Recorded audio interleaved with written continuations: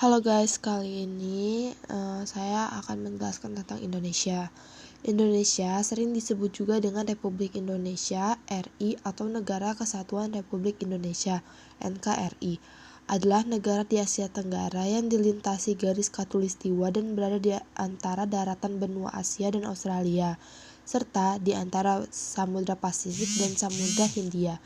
Indonesia adalah negara kepulauan terbesar di dunia yang terdiri dari 17.504 pulau.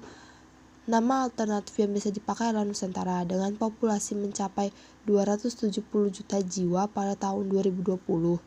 Indonesia adalah negara berpenduduk terbesar keempat di dunia dan negara berpenduduk muslim terbesar di dunia, dengan penganut lebih dari 230 juta jiwa.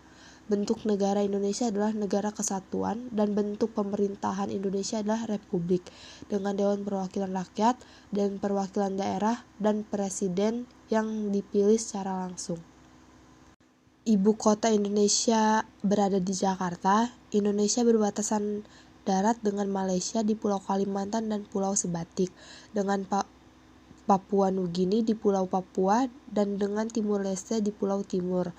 Negara tetangga lainnya adalah Singapura, Filipina, Australia, dan wilayah Persatuan Kepulauan Andaman dan Nicobar di India. Banyak dipengaruhi oleh bangsa lainnya, Kepulauan Indonesia menjadi wilayah perdagangan penting sejak abad ke-7, yaitu sejak berdirinya Kerajaan Sriwijaya, sebuah kerajaan Hindu-Buddha yang berpusat di Palembang. Kerajaan Sriwijaya ini menjalin hubungan agama dan perdagangan dengan Tiongkok dan India, juga dengan bangsa Arab.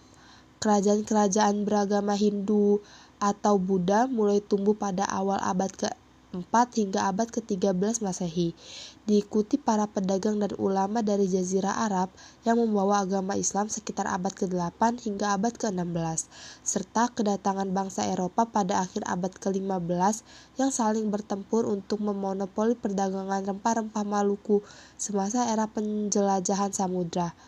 Setelah berada di bawah penjajahan Belanda selama hampir 3 abad, Indonesia yang saat itu bernama Hindia Belanda menyatakan kemerdekaannya di akhir Perang Dunia Kedua, tepatnya tanggal 17 Agustus 1945. Selanjutnya, Indonesia mendapat berbagai tantangan dari persoalan berat, mulai dari seringnya terjadi bencana alam, praktik korupsi yang masif, konflik sosial, gerakan separatisme, proses demokrasi, dan periode pembangunan, perubahan dan perkembangan sosial ekonomi politik, serta modernisasi yang pesat. Indonesia merupakan anggota dari PBB dan satu-satunya anggota yang pernah keluar dari PBB, yaitu pada tanggal 7 Januari 1965 dan bergabung kembali pada tanggal 28 September 1966. Indonesia tetap dinyatakan sebagai anggota yang ke-60, keanggotaan yang sama sejak bergabungnya Indonesia pada tanggal 28 September 1950.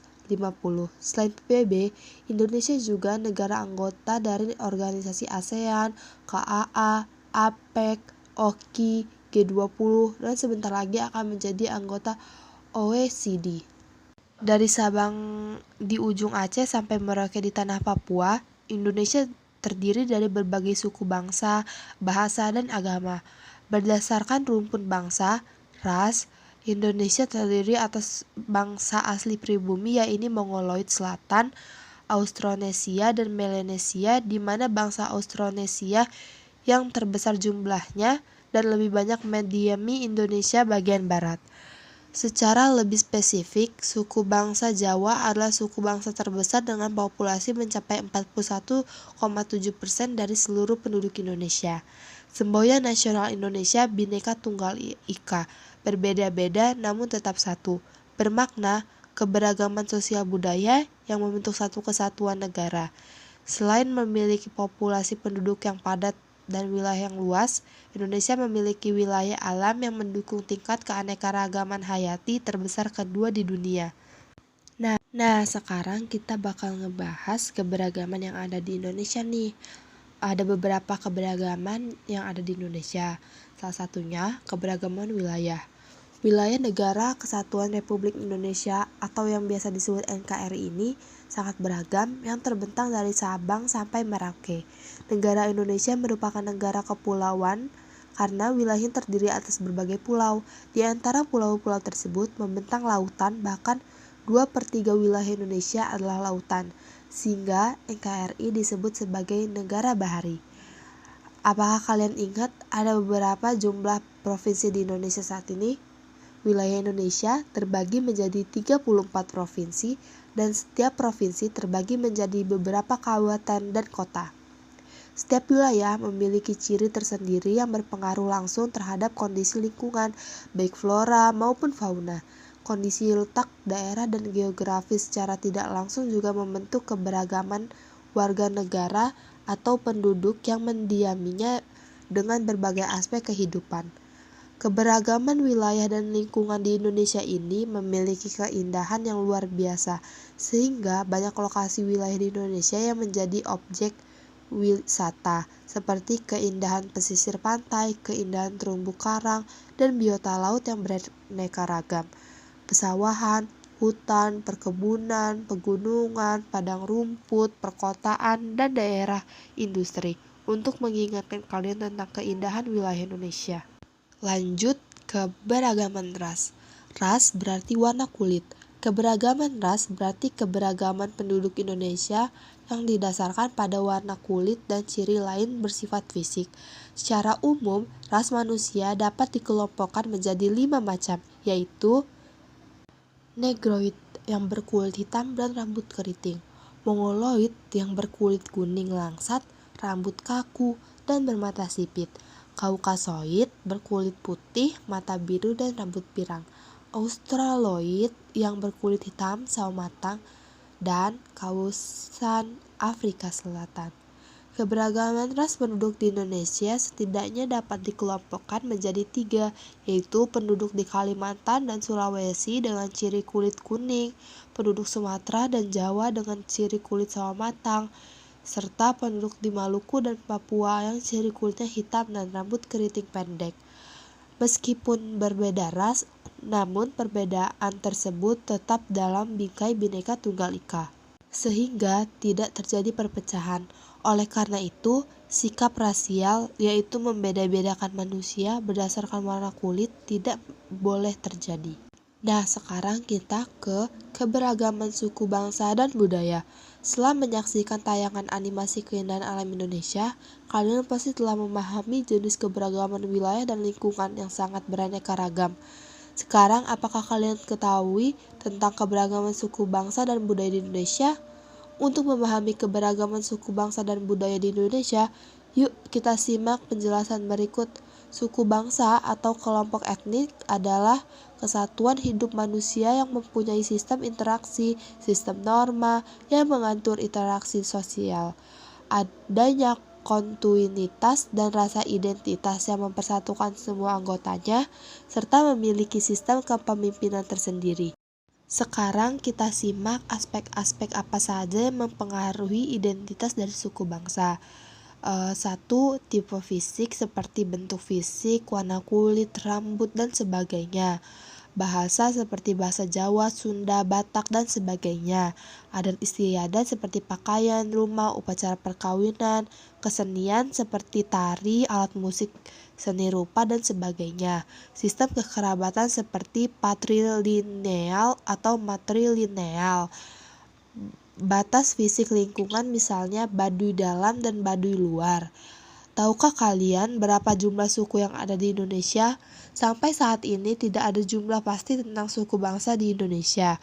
Misalnya suku Dayak di Pulau Kalimantan yang terdiri atas 405 suku. Jumlahnya tersebut belum termasuk suku Dayak yang berada di pulau lain. Sedangkan menurut penelitian Badan Pusat Statistik yang dilaksanakan tahun 2010, di Indonesia terdapat 1.128 suku bangsa. Antar suku bangsa di Indonesia memiliki berbagai perbedaan, dan itulah yang membentuk keanekaragaman di Indonesia. Untuk mengingatkan kalian tentang suku bangsa dan budaya di Indonesia, Nah, sekarang kita lanjut ke keberagaman agama. Kita tidak sendiri di Indonesia yang luas ini. Ada agama lain yang hidup berdampingan dan saling menghormati dalam menjalankan ibadah sesuai dengan agamanya masing-masing. Apakah yang dimaksud dengan agama? Yuk kita simak pemaparan berikut. Agama adalah sistem keyakinan kepada Tuhan. Kebebasan beragama dijamin oleh Undang-Undang Dasar Negara Republik Indonesia tahun 1945. Agama yang diakui secara sah di Indonesia adalah Islam, Kristen, Katolik, Hindu, Buddha, dan agama Konghucu. Agama-agama tersebut disebarkan oleh bangsa lain yang datang ke Indonesia dan perdagangan namun sudah menyatu dalam kehidupan bangsa Indonesia. Keberagaman agama di tengah-tengah masyarakat menunjukkan bahwa bangsa Indonesia adalah bangsa yang religius. Semua agama diyakini akan keberadaan dan kekuasaan Tuhan. Akan tetapi, sistem keyakinan dan ibadahnya berbeda di antara agama yang satu dengan yang lainnya. Perhatikan tempat ibadah agama-agama yang ada di Indonesia. Apakah kalian ingat peraturan di dalam Undang-Undang Dasar Negara Republik Indonesia tahun 1945 yang melindungi kebebasan memeluk agama? Keberagaman agama ini tidak menghalangi persatuan dan kesatuan bangsa karena menganut agama merupakan hak asasi manusia dalam dijamin oleh Undang-Undang Dasar Negara Republik Indonesia tahun 1945. Pasal 28E ayat 1 yang berbunyi, setiap orang bebas memeluk agama dan beribadat menurut agamanya, memilih pendidikan dan pelajaran, memilih pekerjaan, memilih kewarganegaraan, memilih tempat tinggal di wilayah negara dan meninggalkan serta berhak kembali. Oleh karena itu, perlu dikembangkan toleransi umat beragama yang meliputi toleransi antar umat beragama yang berbeda, toleransi antar umat beragama yang sama, toleransi umat beragama dan pemerintah. Sekarang lanjut ke keberagaman jenis kelamin dan gender. Gender merupakan sifat dan perilaku yang melekat pada kaum laki-laki dan perempuan yang dikonstruksikan secara sosial dan kultural, sedangkan jenis kelamin merupakan kodrat Tuhan. Gender adalah suatu konsep kultural berupaya membuat perbedaan dan hal peran, perilaku, mentalitas, dan karakteristik emosional antara laki-laki dan perempuan yang berkembang dalam masyarakat. Gender lebih menitik beratnya pada peran sosial. Contohnya, dahulu wanita harus mengurus rumah tangga dan tidak boleh bekerja. Sedangkan jenis kelamin adalah perbedaan antara perempuan dan laki-laki secara biologis sejak seseorang lahir. Perbedaan jenis kelamin dan gender sebagai berikut. Jenis kelamin: 1. Tidak boleh berubah. 2. Tidak bisa dipertukarkan. 3. Berlaku sepanjang masa. 4. Berlaku di mana saja. 5. Berlaku bagi kelas dan warna kulit apa saja. 6. Ditentukan oleh Tuhan atau kodrat. Gender: 1. Bisa berubah. 2. Bisa dipertukarkan. 3. Bergantung masa. 4. Bergantung budaya masing-masing. 5. Berbeda antar satu kelas dengan kelas lainnya. 6. Bukan kodrat Tuhan, melainkan buatan manusia.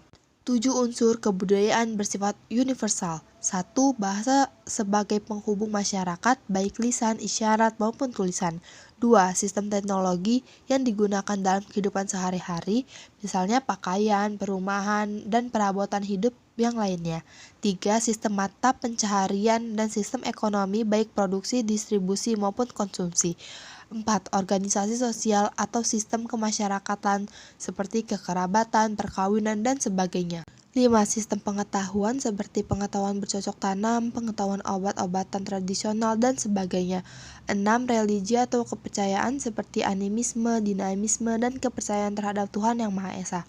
7. Kesenian seperti seni tari, seni rupa, musik, seni rupa sastra, dan seni teater.